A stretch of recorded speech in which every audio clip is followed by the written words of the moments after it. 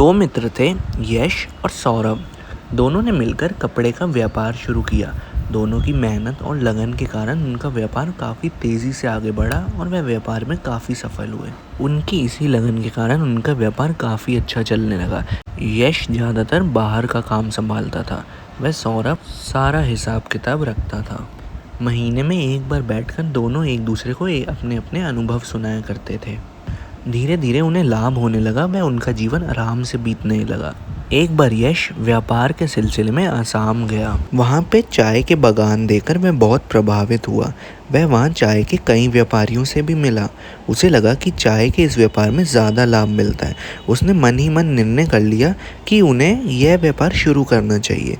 वापस आकर वह सौरभ से बोला, सौरभ, अब हमारा कपड़े का व्यापार काफ़ी बढ़ गया है, हमें अपने काम को दूसरी दिशा में फैलाना चाहिए। इस व्यापार से थोड़ा पैसा निकालकर क्यों ना हम चाय का व्यापार शुरू करें। सौरभ को यह सुझाव ज़्यादा अच्छा नहीं लगा। उसने कहा, लेकिन यश, कपड़े के व्यापार और चाय के व्यापार में कोई तालमेल नहीं है। दोनों अलग तरह की चीज़ें हैं, दोनों के खरीदार अलग हैं। मुझे नहीं लगता यह एक अच्छा निर्णय होगा। कुछ भी नया काम शुरू करने में मुश्किलें तो होती हैं सौरभ, लेकिन तुम चाय के व्यापार में होने वाले मुनाफे को देखो। हम मेहनत करेंगे तो सब ठीक हो जाएगा, यश ने जोर देकर कहा।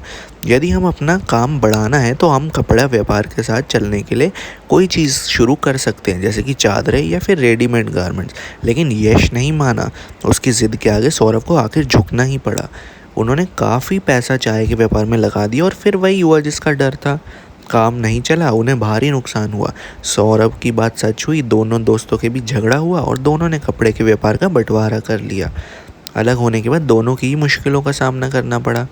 पहले काम बांटकर हो जाता था, अब बाहर की भागदौड़ और फिर हिसाब किताब दोनों को ही करना पड़ता था। सौरभ को बहुत बार यश की याद सताती थी, लेकिन फिर उसके कारण हुए नुकसान को याद करके उसे गुस्सा और बढ़ जाता था। वह यह भूल ही नहीं पाता था कि उनका अच्छा खासा काम यश की ज़िद के कारण ख़त्म हो गया। उधर यश भी सौरभ के बिना अकेला हो गया था। उसे अपनी गलती का एहसास था। एक दिन हिम्मत जुटाकर वह सौरभ से मिलने गया। उसने सौरभ से माफ़ी मांगी और बोला, तुम्हारे बिना मैं अकेला हो गया हूँ सौरभ, मैं अपनी गलती मानता हूँ, हो सके तो मुझे माफ़ कर दो। सौरभ गुस्सा ज़रूर था, लेकिन उसने अपने सबसे प्यारे दोस्त के बिना उसे भी कुछ अच्छा नहीं लगता था। उसने उठकर यश को अपने गले से लगा लिया। उसकी आंखों में आंसू आ गए। वह बोला, यश, गलती तो किसी से भी हो सकती है, तुमने गलती का एहसास हो गया, ये अच्छी बात है। और एक बार फिर दोनों दोस्त साथ आ गए अपने व्यापार को दूर तक फैलाने के लिए।